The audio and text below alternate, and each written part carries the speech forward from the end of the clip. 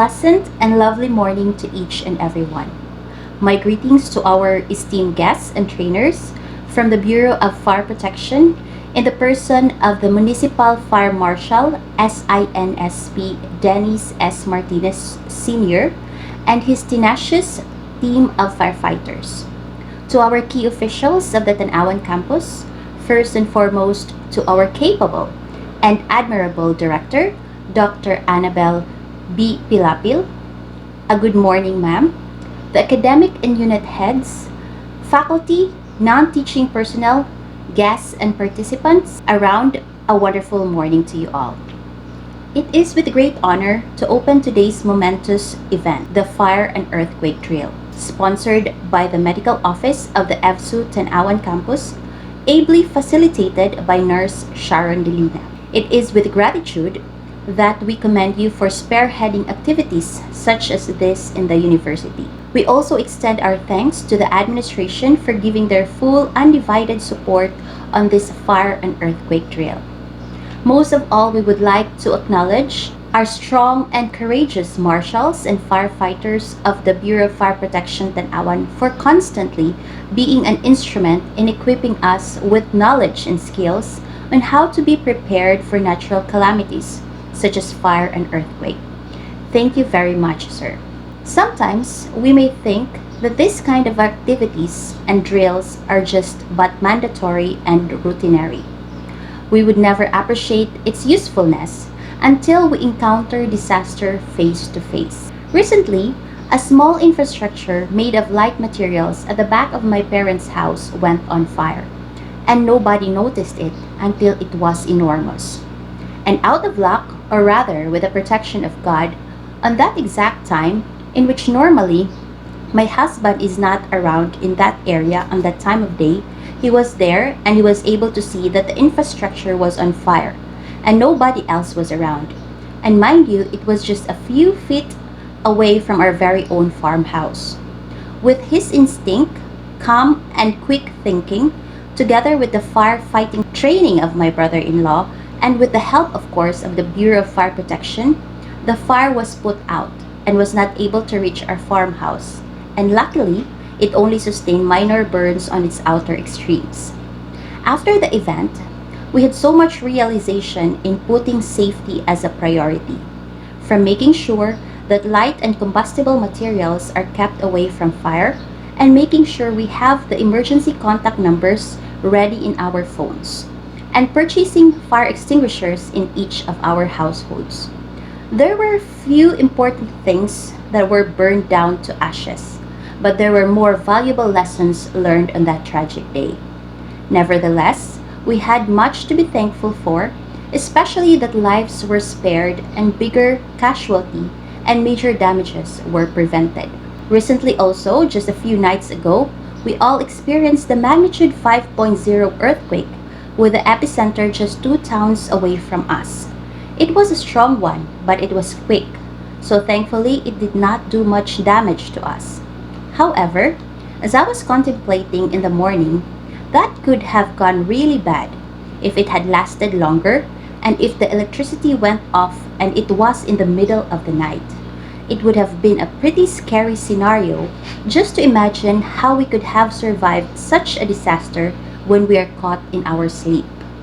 According to Petra Nemkova, we cannot stop natural disasters from happening, but we can arm ourselves with knowledge. So many lives wouldn't have to be lost if there was enough disaster preparedness.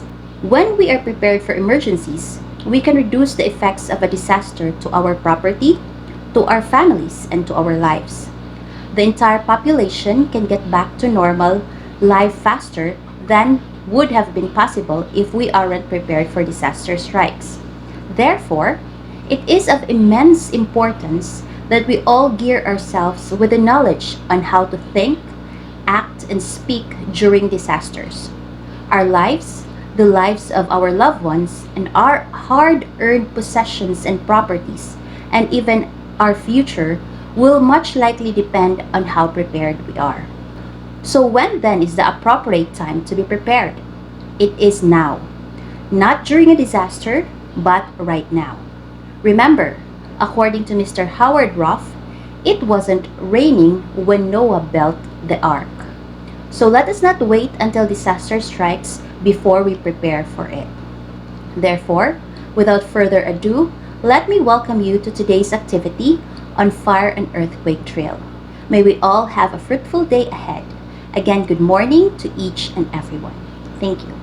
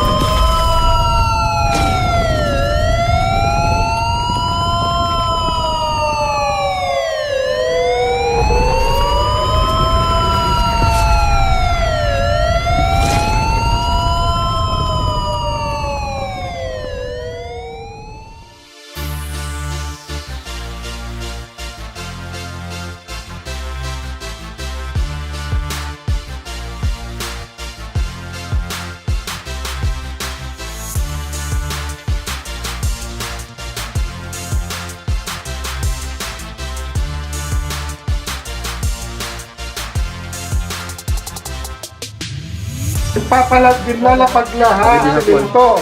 Nabagtik ya. Isiminto magkot. Tapos, ititihil din pag-cake nga din natin kanibos. So, natigalihan nga tanan. Si Prater talaga, ibitay niyan, nagbubutangin ko ang platform para ini patong na ito. Dire ni kakada magkot nga, siminto.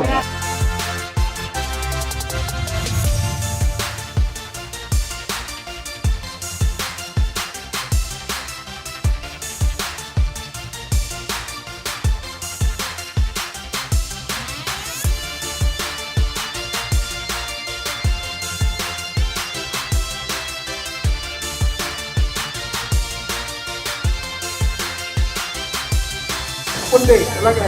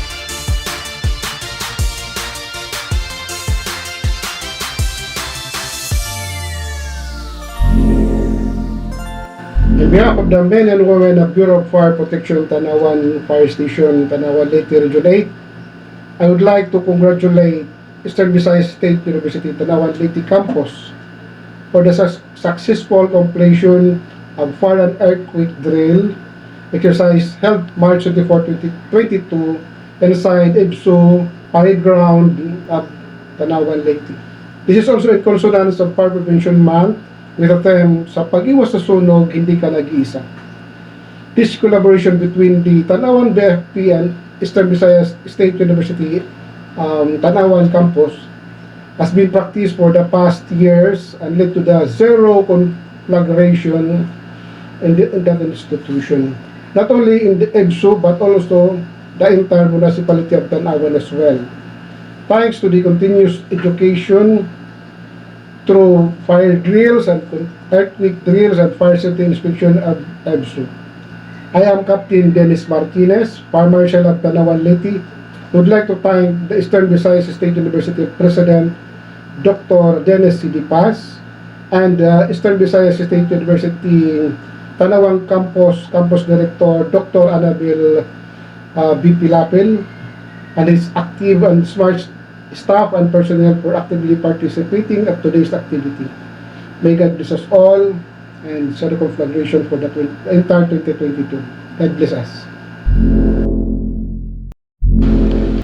My sincerest respect to our university officials, Dr. Dennis C. Paz, our beloved president, to the vice presidents of the university, and to our campus director, Dr. Annabel B. Pilapel, for all your unfailing supports for this kind of very timely and highly important yearly events of the campus. On behalf of our campus director, may I do the pleasure to deliver these closing remarks for this valuable activity, an activity that we know had provided us not only of the awareness of how important preparedness is, but safety protocols that have to be practiced when we encounter risks and meet disasters and experience calamities in our working or life environment. This occasion reminded me of the joke about how risk differentiated from disaster and catastrophe.